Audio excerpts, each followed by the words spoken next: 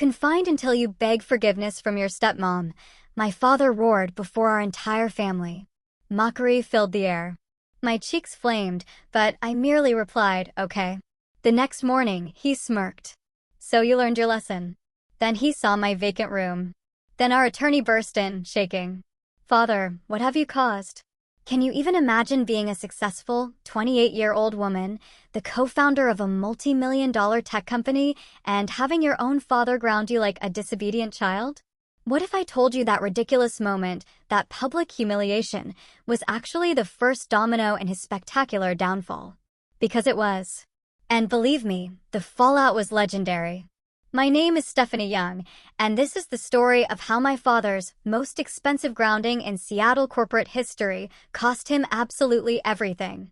For 3 years, I'd been living in my father Marcus's reconstructed family, a strange, suffocating space where I was treated more like an unwanted tenant than a daughter. Every single month, I transferred $8,500 to the household account. That was 70% of all their expenses for a house where I was barely acknowledged.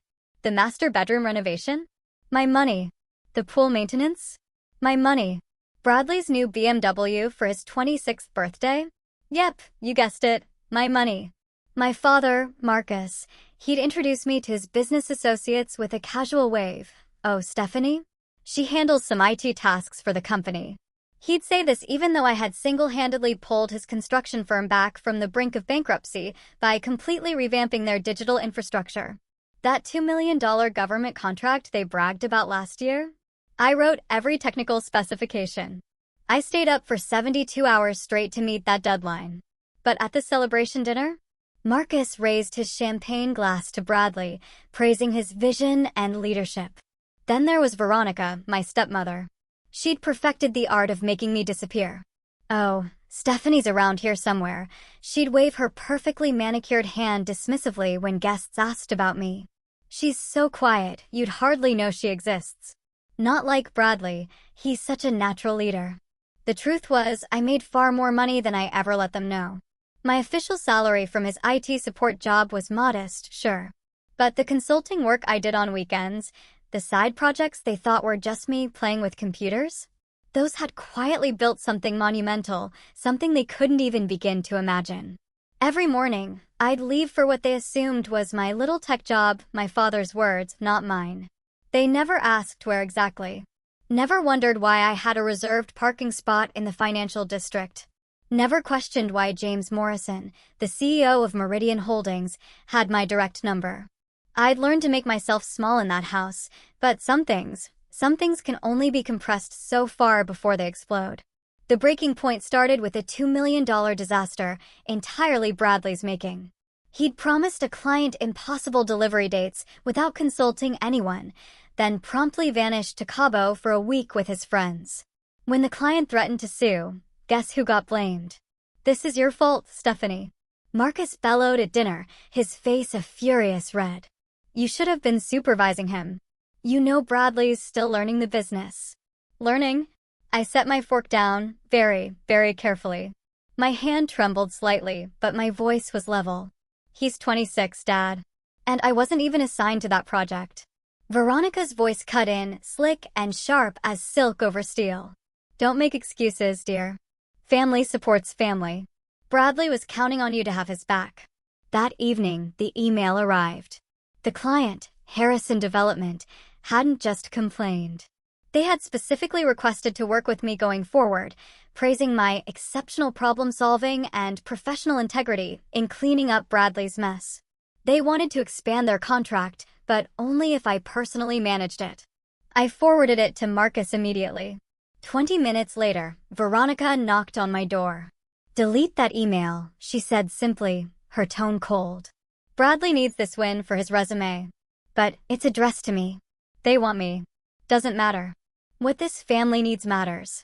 She examined her nails, the ones from the $300 spa treatment I'd paid for last week. Your father agrees. The email never happened.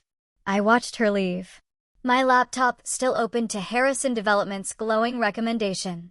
With a few clicks, I forwarded it to my personal account, then to my lawyer, Sarah Coleman, with a simple note, document number 1. That email would never reach my father's inbox, but it would resurface eventually, in a room full of witnesses, when the stakes were infinitely higher. My weekends had become sacred territory, though my family never questioned why. Stephanie's doing her computer things, Veronica would explain to anyone who asked, making little typing motions with her fingers, like I was playing a video game. If they'd bothered to track my location, they'd have found me 20 floors up in the Rainier Tower, in an office with my name on the door. My real office, not the converted storage room Marcus had generously given me at his company. Floor-to-ceiling windows overlooked Elliott Bay, and on clear days, I could see all the way to the Olympics. James wants to confirm Monday's meeting, my assistant messaged me that Saturday. James Morrison, whom my family thought was just someone from my old job who occasionally called. They had no idea he'd been my mentor at Stanford, or that we'd spent the last 3 years building something revolutionary together. The call came during Sunday dinner. "Sorry," I said, glancing at the caller ID. "It's my old boss." Marcus rolled his eyes. "Tell them you're with family." I stepped onto the patio, lowering my voice. "James, the Meridian board approved everything. $50 million for the construction project, but only with our exclusive tech integration. You know what that means. The exclusive agreement stands? Ironclad? No next gen, no deal." "That's it," I confirmed. "You still okay with the timing?" I watched through the window as Bradley helped himself to thirds while Veronica praised his appetite for success. Marcus nodded along, completely oblivious. "Monday's perfect," I said into the phone. "I just signed something interesting, actually. A new exclusive contract that goes into effect next week." "Good," James replied. "Because this deal will change everything." As I ended the call, I noticed Marcus watching me through the glass, suspicion flickering in his eyes. But then Bradley said something and his attention shifted back to his chosen heir. Tuesday morning brought the ambush I'd been dreading. Veronica placed a stack of legal documents next to my coffee, her smile sharp as winter ice. "Bradley's starting his investment portfolio," she announced. "We need you to sign these transfer papers." I scanned the first page. Share transfer agreement. My stomach dropped. "These are my next-gen startup shares." I kept my voice level, though my hand trembled slightly. "From a company I've been working with. They're worth about $2 million now." Veronica's laugh tinkled like breaking glass. "Perfect. Bradley needs credible investments to show potential employers. Family helps family. These shares could be worth $50 million after the IPO," I said quietly. "Could be," Marcus emphasized, setting down his paper. "Nothing's guaranteed, Stephanie. But Bradley's future is happening now. He needs this for his applications to investment firms." I looked at the signature line. Once signed, everything I'd built would legally belong to my stepbrother, who couldn't even spell equity correctly in his last email. I need to think about this." "Think." Veronica's voice sharpened. "What's there to think about? Unless you don't trust your own family." Marcus's expression darkened. "Your mother's right. We've housed you, fed you, given you everything. I pay 70% of, and now you can't do this one thing for your brother." He stood, his chair scraping against the floor. "Sign it, Stephanie, by my birthday party this weekend, or we'll have to reconsider your place in this family." The threat hung in the air, cold and heavy, as if I'd ever truly had one. "I understand," I said, sliding the papers into my bag. "I'll give you my answer at your party." The memory hit me as I sat alone in my room that night, staring at the transfer documents. 5 years ago, right after Mom died, Dad had held my hand in the hospital parking lot. "It's just us now, sweetheart," he'd said, tears streaming down his face.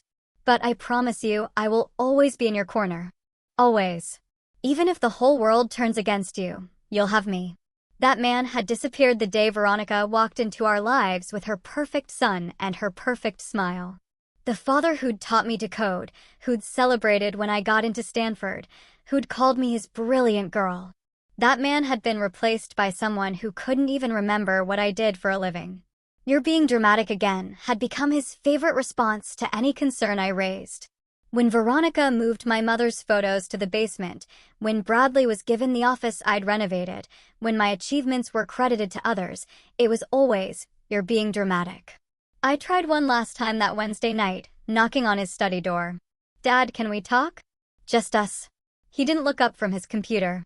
If this is about the papers, there's nothing to discuss. Veronica's right. Family shares everything. But Dad, this is my work, my company. You're being dramatic, Stephanie. There it was. Right on cue. Bradley needs this opportunity. You'll have others. You're resourceful. Resourceful? Like I was some kind of cockroach that would survive no matter what they took from me. Do you even know what I do, Dad? Where I work. He finally looked up, irritation clear in his eyes. IT support, computers. What else is there to know?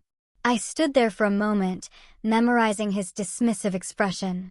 Nothing, Dad, I said quietly. There's nothing else you need to know. Slight pause, softer tone, then a sharp, almost defiant edge. If you're watching this and have ever felt invisible in your own family, drop a comment below. Sometimes, the people who should see us most clearly are the ones who refuse to look.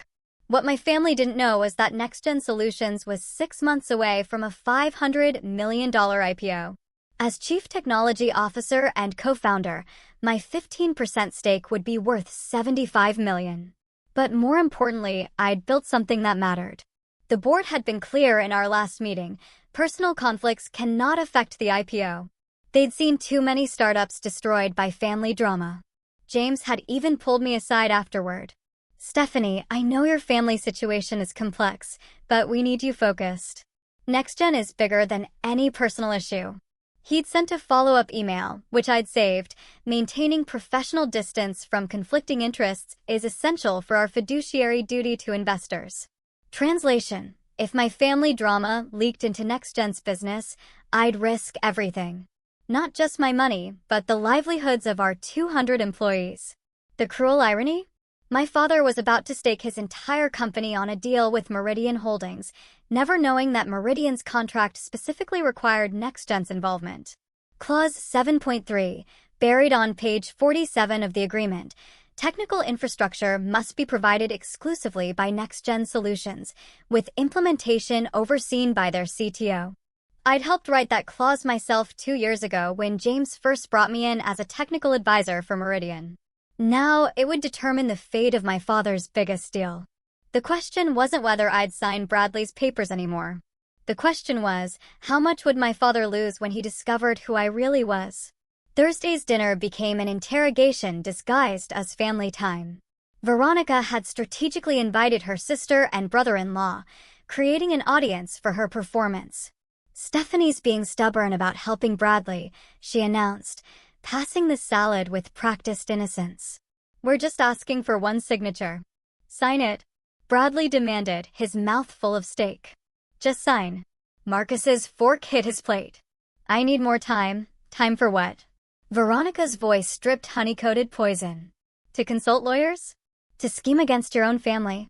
That's not what Sign the papers, Stephanie. Marcus's voice had dropped to that dangerous, quiet tone I remembered from childhood.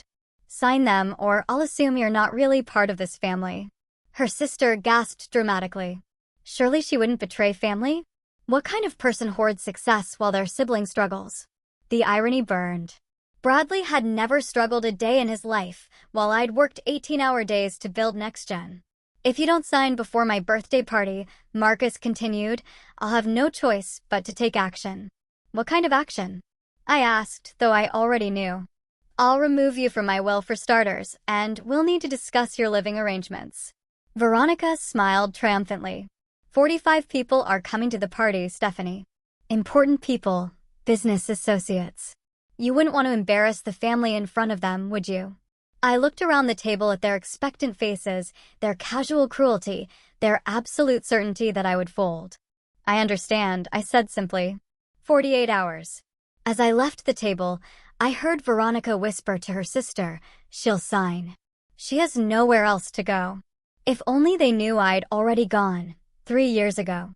My hands shook as I called Sarah Coleman from my car, parked 3 blocks from the house where I no longer felt safe.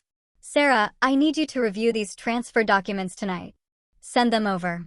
Her voice was calm, professional, a lifeline in the chaos. 20 minutes later, she called back. Stephanie, these documents are problematic. They're trying to transfer shares of NextGen Solutions. My family doesn't know what NextGen really is.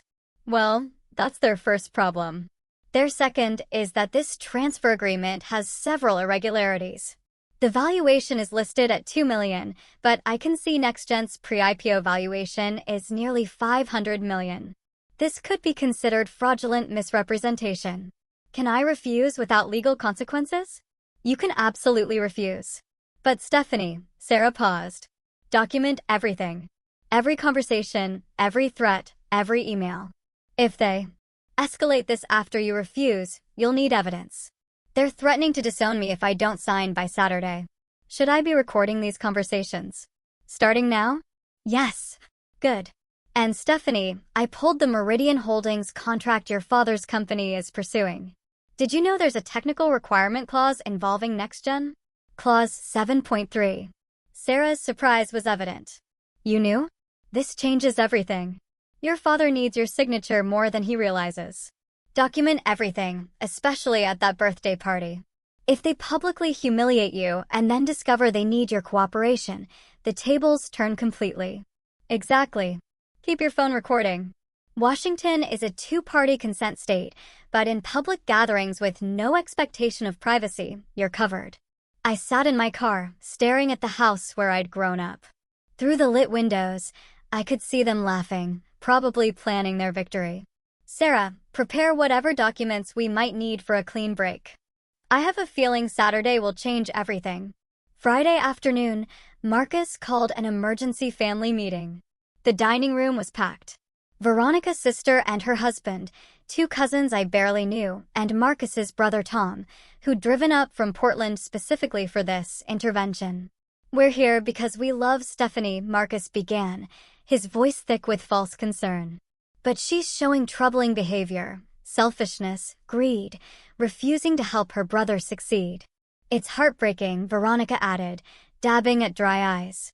We've given her everything, and this is how she repays us. Uncle Tom, whom I'd once considered an ally, shook his head. Stephanie, your mother would be ashamed. She always shared everything she had. The blow landed exactly where he'd aimed it. My mother, who died when I was 23, who'd never met Veronica or Bradley, was being weaponized against me. Tomorrow's party will have 45 of Seattle's most influential people, Marcus continued. The Hendersons, the Walkers, James Morrison from Meridian Holdings, all people whose opinions matter. Do you really want to be publicly revealed as the daughter who betrayed her family? Betrayed? I kept my voice steady. The rage burned in my chest. What else would you call it? Veronica stood, pointing at me. Hoarding wealth while your brother struggles to build a future. Bradley doesn't even know what those shares represent. Enough. Marcus slammed his hand on the table. You have until tomorrow night. Sign the papers at my party in front of everyone, showing this family is united, or I'll announce that you're no longer my daughter. The room fell silent. The ultimatum hung between us like a blade. I understand, I said, standing slowly. Tomorrow night, everyone will know exactly where I stand. Marcus smiled, thinking he'd won. He had no idea he'd just scheduled his own professional funeral. Saturday morning, I overheard the conversation that sealed their fate. Marcus was in his study on speakerphone, boasting to someone about the Meridian deal. $50 million, Tom. $50 million. Biggest deal in company history. We sign Monday at the Four Seasons. You sure everything's lined up? Tom's voice crackled through the speaker. Everything's perfect. Even got their technical requirements sorted. Some startup called NextGen, but my guy knows someone there. It's handled. I froze in the hallway. His guy knew someone. Marcus had no idea that someone was standing 10 feet away. James Morrison personally called to confirm. Marcus continued, oblivious. As long as we have the tech partner locked down, we're golden. Something about an exclusive agreement. Clause 7-something, 703. I whispered to myself. The signing ceremony will be huge. 200 guests, full media coverage, live stream for investors. This deal makes us players, Tom. Real players. Through the cracked door, I could see the contract draft on his desk. The same one I'd photographed Thursday night, where Clause 7.3 clearly stated, technical infrastructure must be provided exclusively by NextGen Solutions, with implementation overseen by their CTO. Marcus ended the call and noticed me in the doorway. Eavesdropping. Just passing by. Big deal on Monday. The biggest. His chest puffed with pride. While you're playing with your little computer job, I'm building an empire. Maybe if you showed more ambition like this, instead of selfishness, Bradley wouldn't need your shares. Right, I said quietly. Your empire. He turned back to his papers, dismissing me. On his desk, next to the Meridian contract, was a printed email from James Morrison. The subject line was partially visible. Next-Gen Solutions integration confirmed for Monday. If only he'd read the signature line at the bottom of James's emails. CC, S, Young, CTO, Next-Gen Solutions. My phone buzzed as I finished packing my room. James Morrison calling. Stephanie, about Monday's signing. I need to step outside, I said quickly, seeing Veronica hovering nearby. Once on the patio, I lowered my voice. James, what's going on? Just confirming you'll be there. The board wants the CTO present for something this big. Clause 7.3 is ironclad. Without your signature, the deal's dead. My father has no idea who I am at NextGen. Still, Stephanie, he's about to find out in the most public way possible. Are you okay with that? I watched through the window as Marcus showed Bradley something on his laptop. Probably the Meridian contract, teaching his chosen heir about real business. Actually, James, it's perfect timing. Can you make sure the lawyers emphasize the exclusive agreement? Maybe have the notarized copy ready. The one we signed 2 years ago, making NextGen the sole technical provider for all Meridian construction projects. Your idea, if I recall. My idea, I confirmed, remembering the late nights spent crafting that agreement, never imagining it would matter this much. Monday at 3 for Seasons, Emerald Ballroom. The signing's at 3:30, but arrive early. Security will have your level 5 badge ready. James, I hesitated. Thank you for believing in me when my own family couldn't. Stephanie, you built half this company. You don't thank partners for recognizing reality. He paused. Is everything okay? You sound different. Everything's about to be exactly as it should be. As I ended the call, I noticed my father watching from his study window. He pointed at his watch, then held up 5 fingers. 5 hours until his party. 5 hours until the beginning of his end. The house transformed for Marcus's 60th birthday, like a stage being set for a tragedy. Caterers arranged champagne flutes, florists positioned centerpieces, and Veronica directed everything with the precision of a general preparing for battle. I made my own preparations. First, I photographed the Meridian contract draft on Marcus's desk while he showered, focusing on clause 7.3. The words were beautiful in their simplicity. This agreement is contingent upon NextGen Solutions' exclusive participation. Next, I called Sarah Coleman. I need the notarized exclusive agreement ready for Monday. The one you signed with Meridian 2 years ago, already prepared. 3 copies, all certified. Perfect.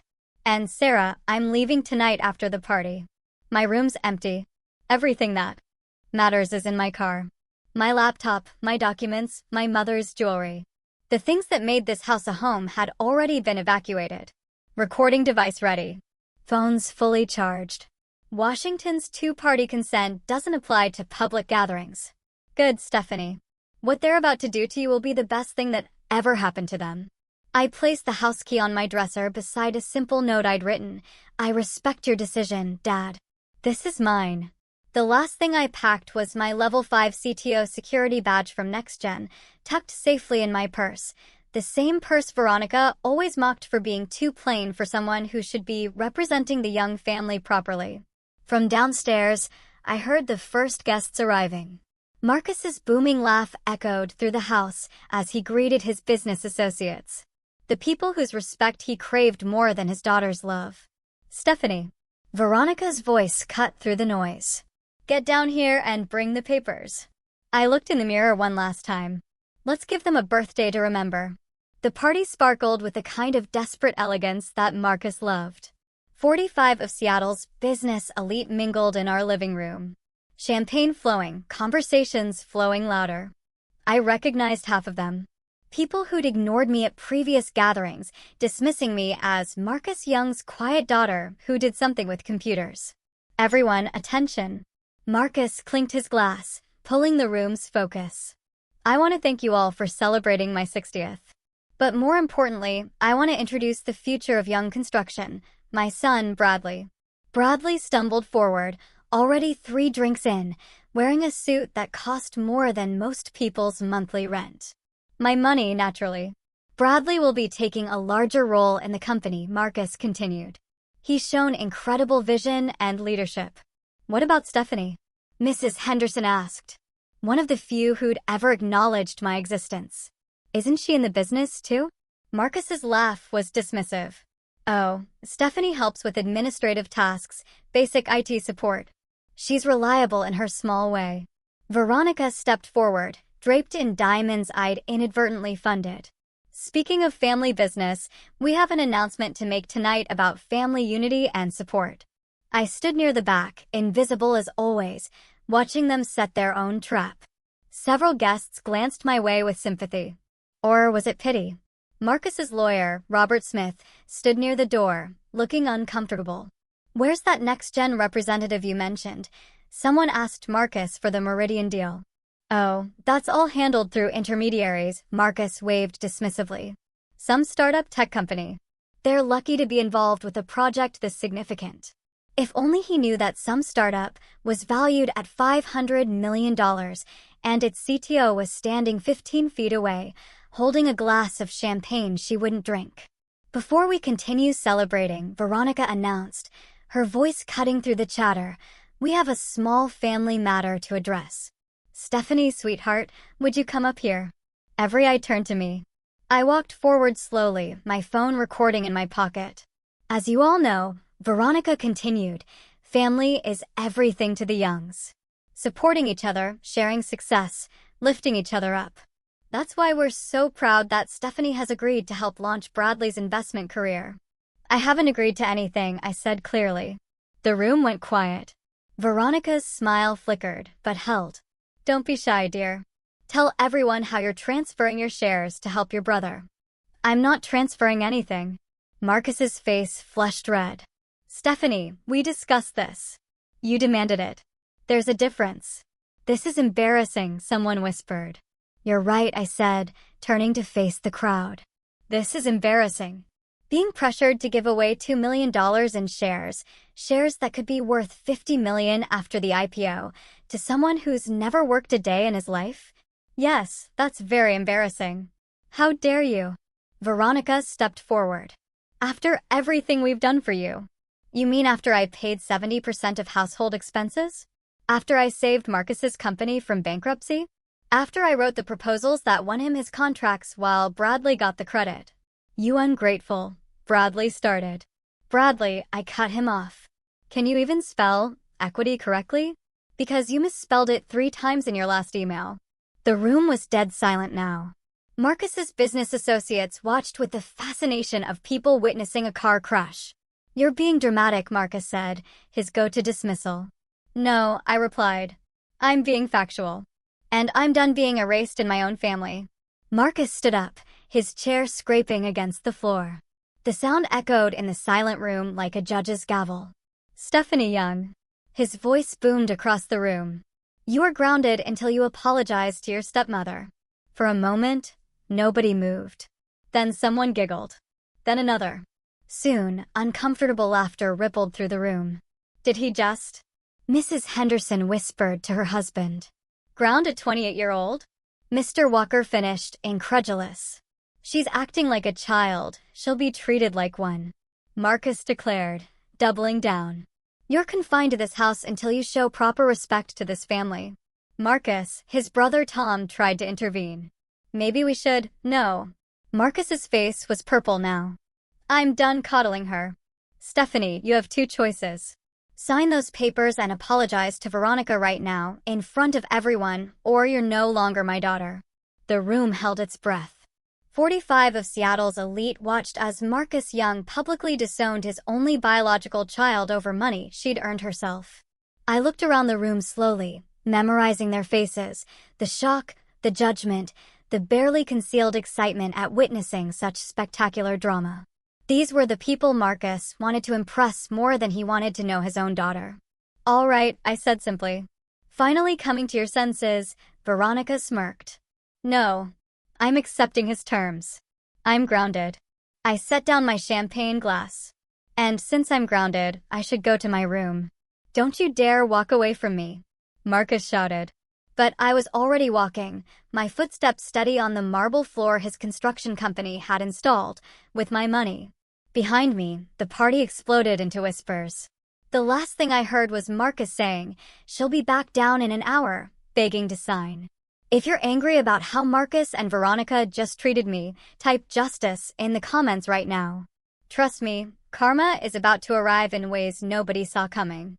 Share this video with anyone who's ever been manipulated by toxic family members. Because the next part? That's where everything changes. And I mean everything. I didn't go to my room. I walked straight through the house, past the kitchen where caterers pretended not to stare, out the back door and around to where my car was parked. My suitcases were already in the trunk. My laptop bag sat in the passenger seat. Everything I valued from 28 years in that house fit in a Honda Civic. Back inside, I could hear the party resuming. Marcus's voice booming about teaching responsibility and this generation's entitlement. Veronica was probably glowing, finally rid of the step daughter who'd never quite fit her vision of the perfect family. I slipped back in through the side entrance just long enough to place my house key on the kitchen counter, right next to the note I'd prepared. I respect your decision, Dad. This is mine. Stephanie. Bradley appeared in the doorway, drunk and swaying. Dad says you have until morning to apologize. Tell him I hurt him. You're really going to throw away your family over money?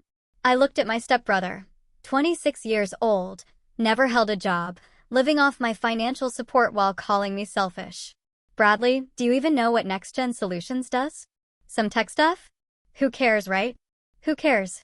I picked up my purse, feeling the weight of my CTO badge inside. Enjoy the party. Where are you going? You're grounded. To my room, I lied, walking past him. Finally learning your place, he called after me, echoing our father. I stopped at the stairs, looking back one last time. Actually, Bradley, I've always known my place. It just was never here. By the time they checked my room in the morning, I'd be in my downtown apartment, preparing for the most important meeting of Marcus Young's life. One he didn't know would destroy him. Sunday morning, my phone exploded with missed calls. 43 from Marcus, 15 from Veronica, even 5 from Bradley. I didn't answer any of them. The first voicemail was Marcus, fury barely contained. Your room is empty. Your key is on the counter. This is not what we discussed, Stephanie. Call me immediately. The fifth was Veronica, fake concern dripping. Sweetie, we're worried. This isn't like you. Just come home, and we can work this out. The 10th was Marcus again, now panicked. Stephanie. Sarah Coleman just called.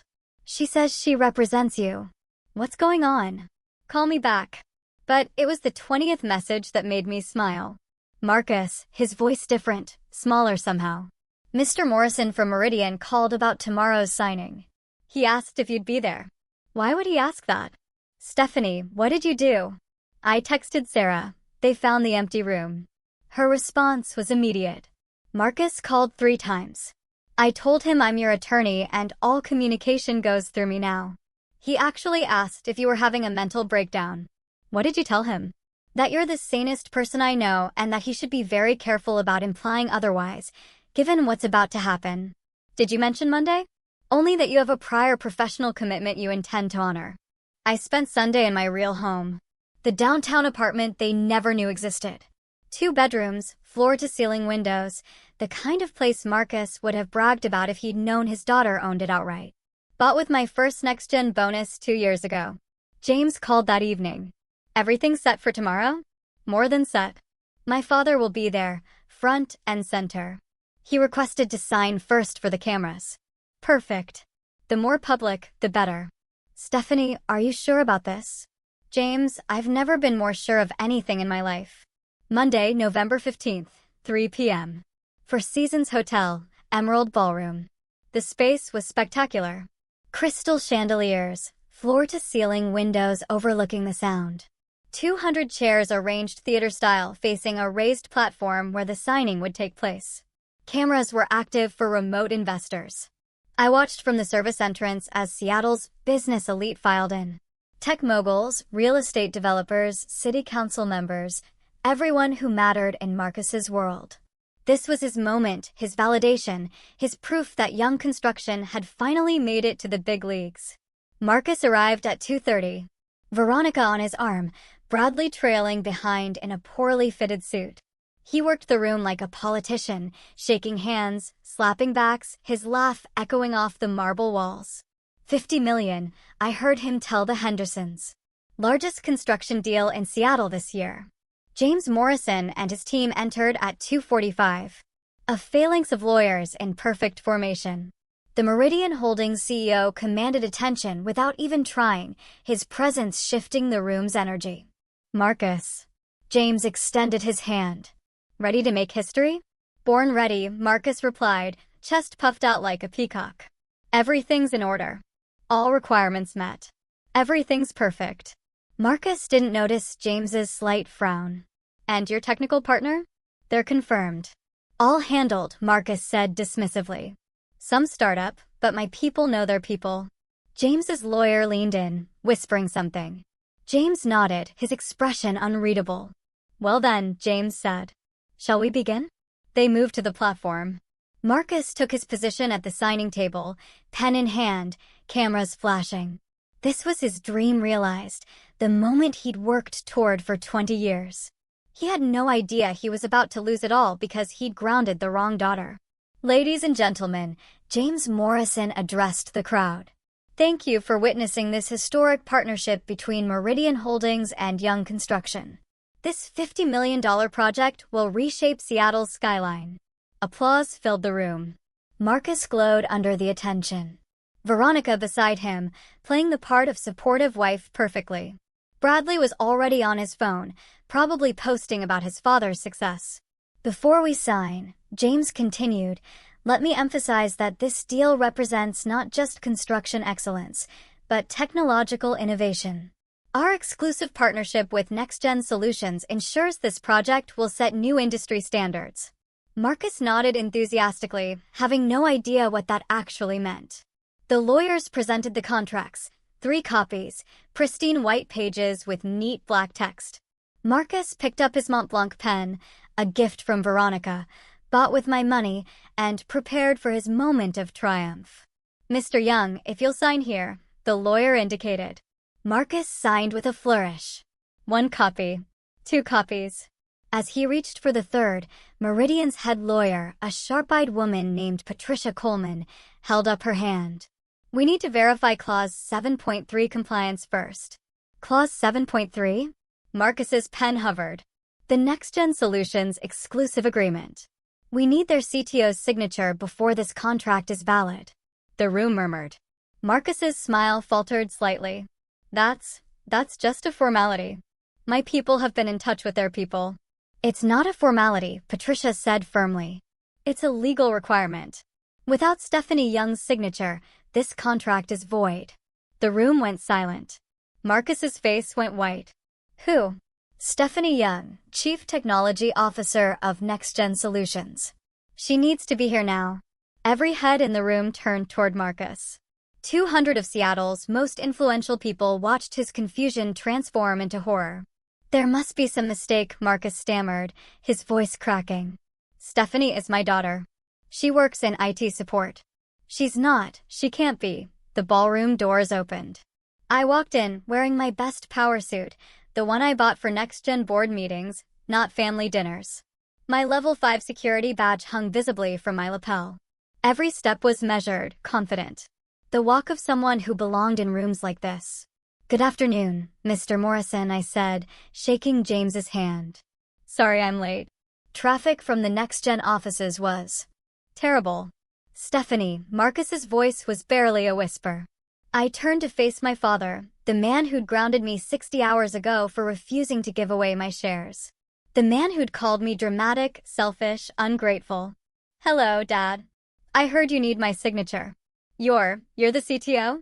Veronica had gone pale, her perfect composure cracking.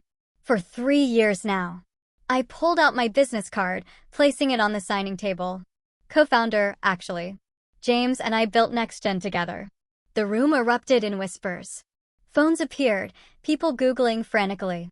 Within seconds, they found it. My LinkedIn, my Forbes features, the TechCrunch articles about NextGen's revolutionary platform. But you said you worked in IT support. Bradley blurted out. No, I corrected. Dad said I worked in IT support. He never asked what I actually did. I reached into my briefcase, pulling out the notarized exclusive agreement. This is the contract between NextGen and Meridian, signed 2 years ago. I'm the only person authorized to approve our involvement in Meridian projects. Marcus stared at the document, then at me, then back at the document. His $50 million deal, his moment of triumph, his entire future, all of it depended on the daughter he'd just publicly humiliated and disowned. Show them the documentation, James said calmly. I laid everything out on the table, each piece of evidence landing like a hammer blow. My CTO security badge, level 5, the highest clearance at NextGen. The original incorporation documents showing me as co-founder with 30% initial equity, now diluted to 15%, worth $75 million at current valuation. The notarized exclusive agreement with Meridian, dated 2 years ago, requiring my personal approval for any construction project integration. Email threads between James and me discussing the technical requirements for Marcus's project, dated weeks before today. This can't be real, Marcus muttered, shuffling through the papers. It's all real, Mr. Young, Patricia Coleman confirmed. We verified everything. Your daughter is one of the most successful CTOs in Seattle. NextGen's platform is why Meridian chose your company. It was the only way to access their technology.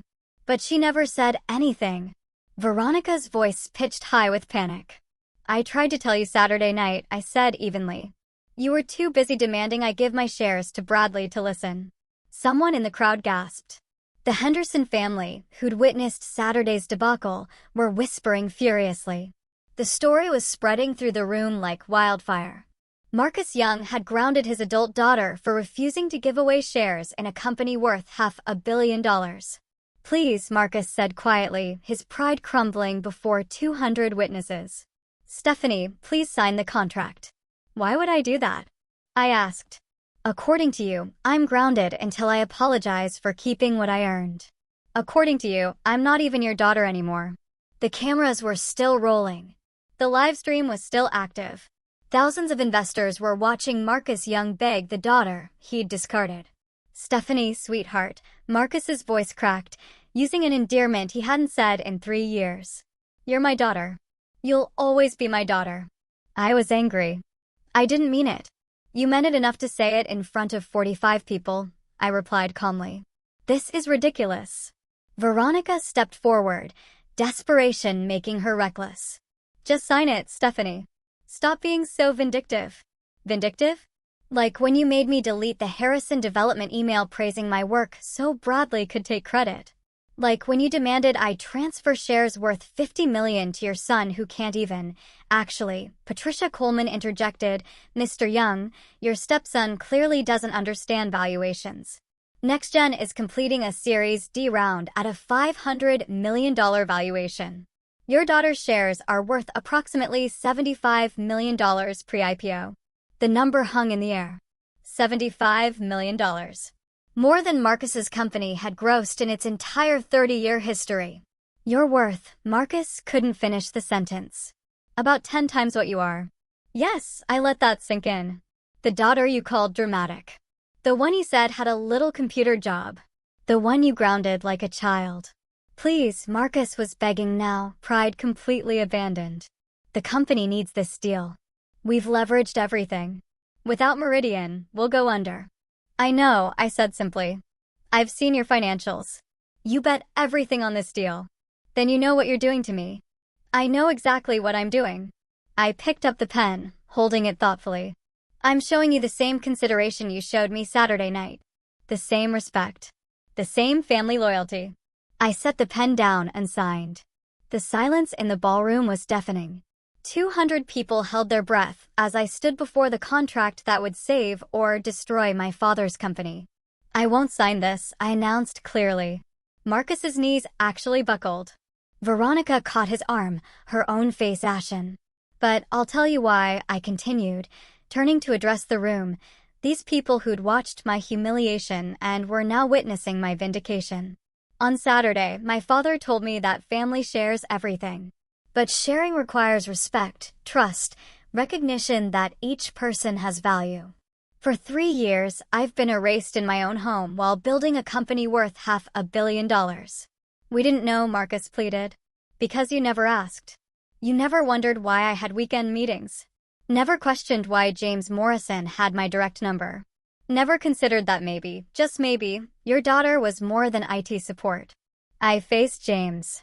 Meridian's values include respect, innovation, and integrity. Young Construction has demonstrated none of these.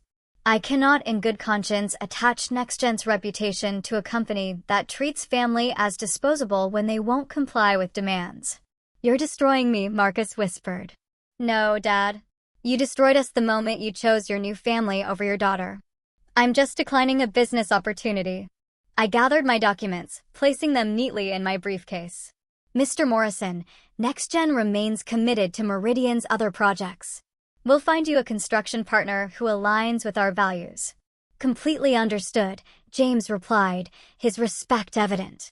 I walked toward the exit, my heels clicking on marble. At the door, I turned back one final time. Business is built on trust, Dad. You broke mine.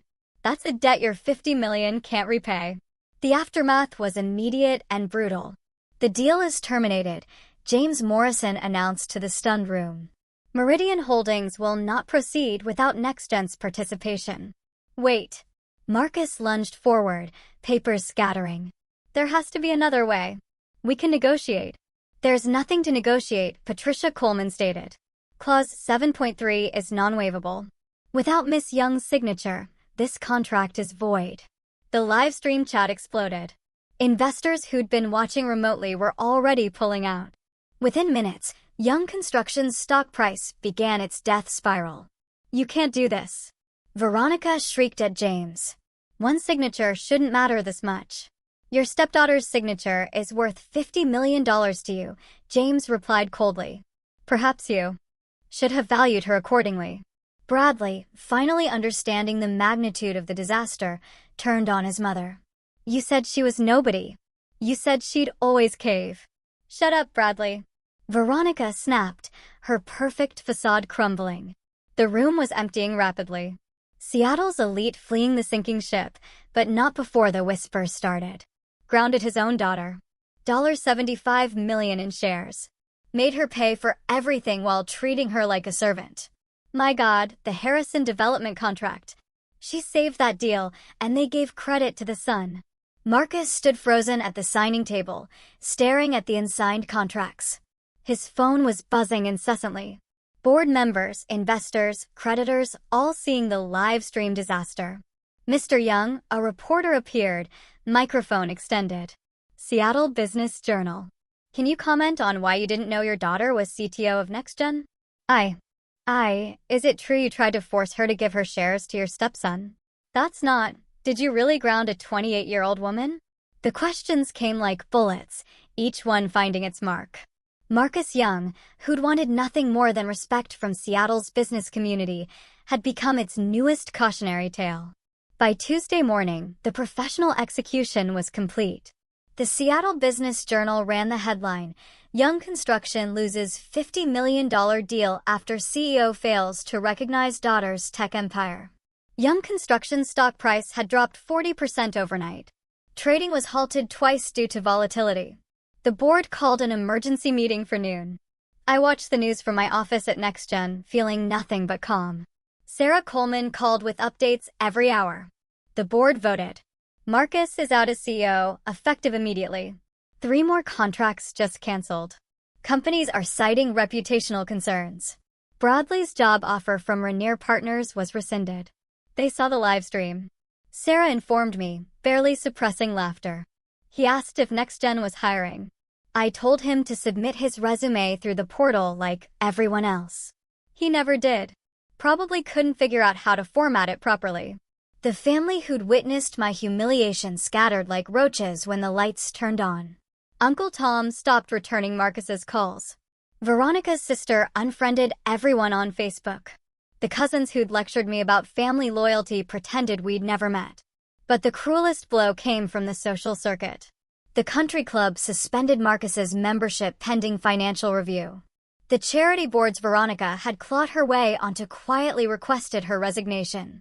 The holiday party invitations that once flooded their mailbox dried up entirely. Marcus Young had wanted respect from Seattle's elite. Instead, he'd become their favorite cautionary tale about hubris, greed, and the danger of underestimating your own daughter. The desperation began 2 weeks after the signing ceremony collapsed. First came the emails, 47 of them, each more frantic than the last. "Stephanie, we need to talk. Please, this is destroying everything I built. Your mother would want us to reconcile. I'm sorry. I'm so sorry." Then the phone calls. My assistant kept a log, 83 attempts in 5 days. I didn't answer a single one. He tried showing up at NextGen's offices. Our security had his photo at every entrance with instructions: do not admit. Do not engage. Call police if he refuses to leave. He stood outside for 3 hours yesterday, my head of security reported, just staring at the building. The flowers arrived daily, expensive arrangements with increasingly desperate notes. "To my brilliant daughter, I see you now. Please forgive a foolish old man. I was wrong about everything. I had them donated to the children's hospital. At least someone could enjoy them." Marcus even tried intermediaries. Uncle Tom called, sheepish and fumbling. "He's really broken, Stephanie. Maybe you could just hear him out. Did you call him when he grounded me in front of 45 people? Well, no, but then we have nothing to discuss." The Hendersons, who'd witnessed both my humiliation and vindication, reached out more thoughtfully. "We never knew what you'd accomplished. If you ever need references or connections, please don't hesitate." I appreciated their offer, but didn't need it. NextGen's IPO filing would happen in 4 months. My net worth would cross $300 million. I'd built my success without family support. I certainly didn't need it now. But Marcus kept trying, each attempt more pathetic than the last. Apparently unable to understand that some bridges, once burned, couldn't be rebuilt with apologies and flower arrangements. 3 months after the signing ceremony, my success became undeniable. Forbes 30 Under 30 featured me on the cover. The headline: "The CTO who built a $2 billion company while her family thought she did IT support." The profile was thorough, documenting my journey from Stanford to NextGen. The late nights coding while my family slept. The board meetings I attended while they thought I was playing with computers. But the line that went viral was James Morrison's quote: "Stephanie Young built 60% of our platform architecture single-handedly." She's not just a CTO. She's a visionary who saw possibilities everyone else missed. The fact that her own father missed it too? That's his loss, not ours. TechCrunch followed up with a piece titled, "The $50 million Grounding: How Family Toxicity Nearly Derailed Seattle's Next Unicorn." The tech community rallied around me in ways my blood family never had. Female CTOs reached out with support. Startup founders shared their own stories of family disbelief. A group called Tech Leaders Against Toxic Families invited me to speak at their conference. I declined the speaking engagement, but donated $100,000 to their scholarship fund for young technologists escaping unsupportive homes. The IPO announcement came in March. NextGen's valuation: $2 billion. My stake: $300 million. The same week, I launched the Young Women in Tech Foundation, pointedly using my last name to reclaim it from the man who tried to disown me. Our mission: supporting young female technologists whose families didn't believe in their potential. The foundation's first scholarship recipient was a 19-year-old whose parents wanted her to quit coding and find a husband instead. I presented her the check personally, remembering my own father's dismissal of my little computer job. "Never let anyone make you small," I told her. Especially not family. 6 months after the grounding that changed everything, I woke up in my new penthouse. But it wasn't the luxury that mattered. It was the peace. No one here questioned my worth.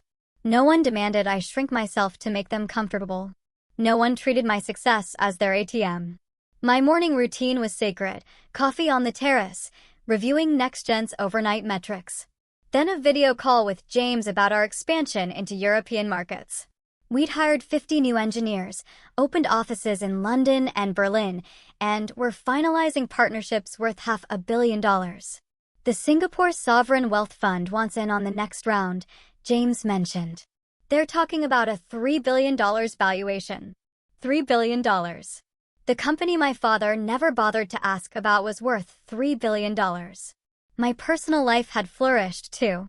I was dating Michael, a biotech founder who'd never once called my ambitions dramatic or suggested I tone down my success.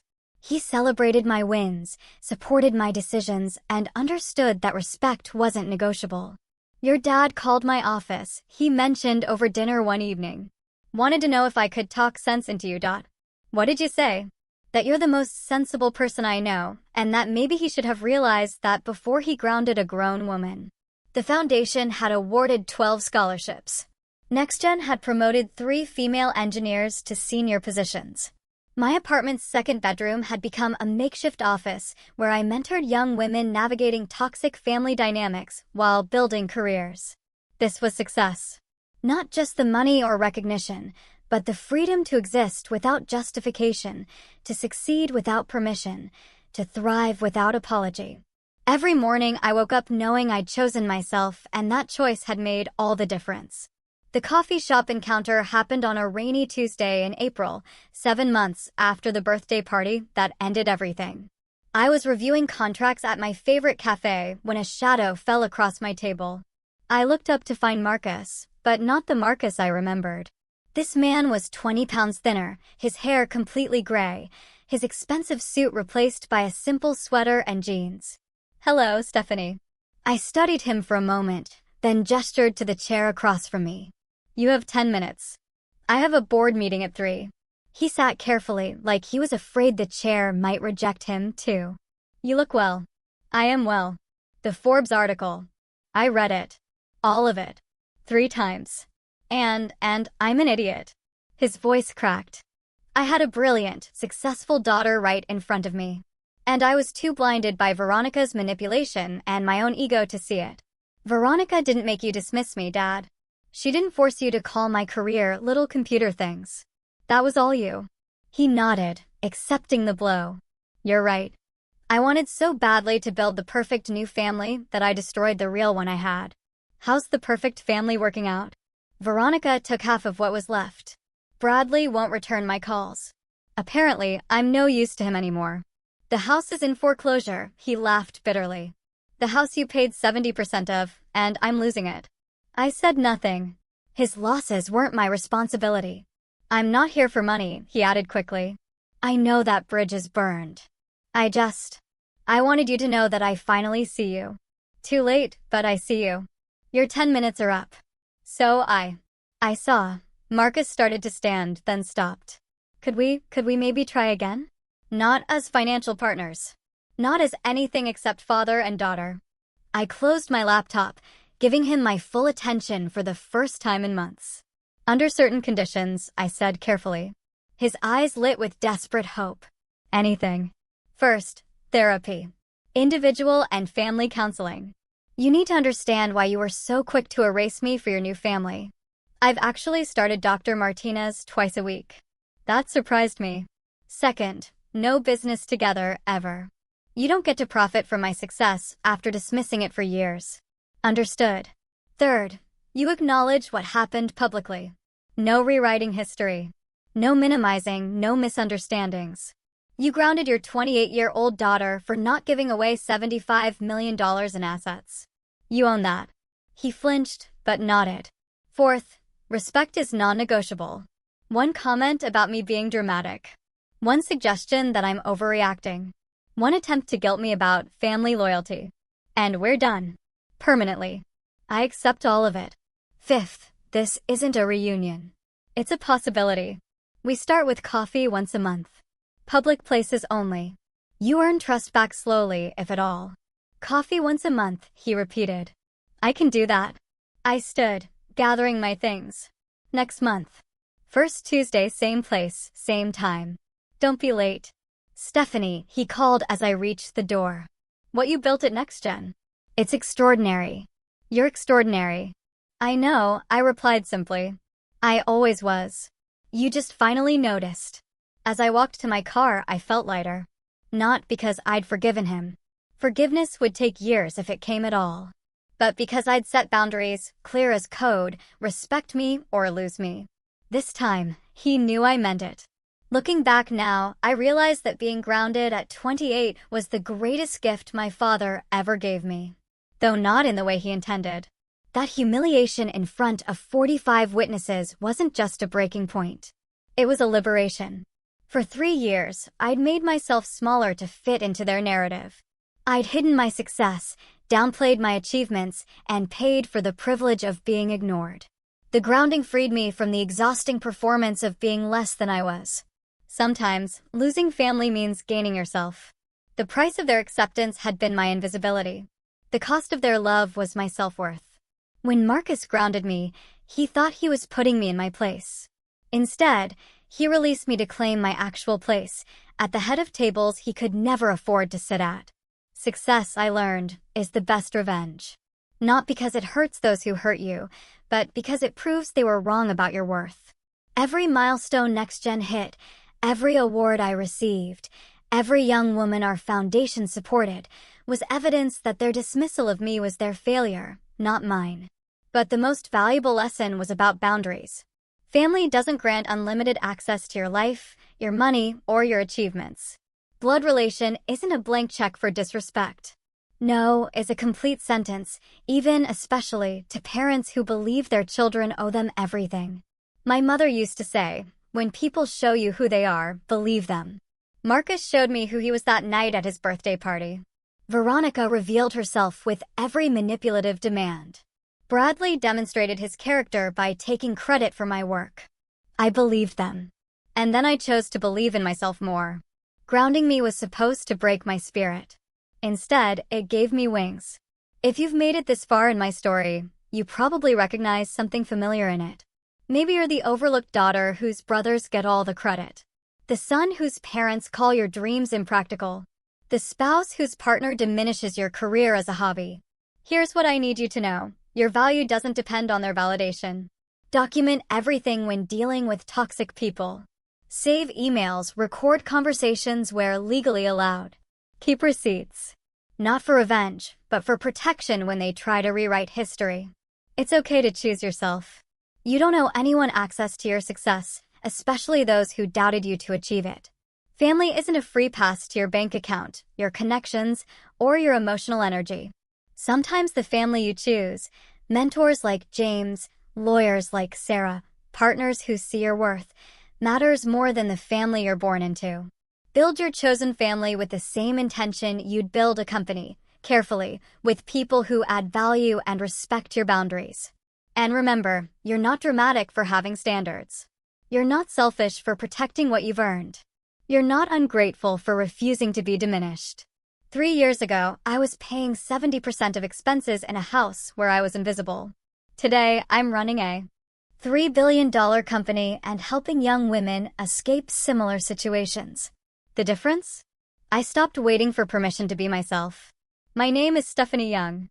Yes, I kept the last name, not for the man who tried to disown me, but to remind myself that I can transform any legacy, even a painful one, into power. You deserve respect. You deserve recognition. You deserve to be seen for who you really are. And if they can't see you, build something so bright they'll need sunglasses to look at you. Family isn't always forever, but self-respect? That's non-negotiable. Tell me, have you ever felt undervalued or disrespected by family when you knew you deserved better? What did you do? Share your experiences in the comments below. I really want to hear your stories.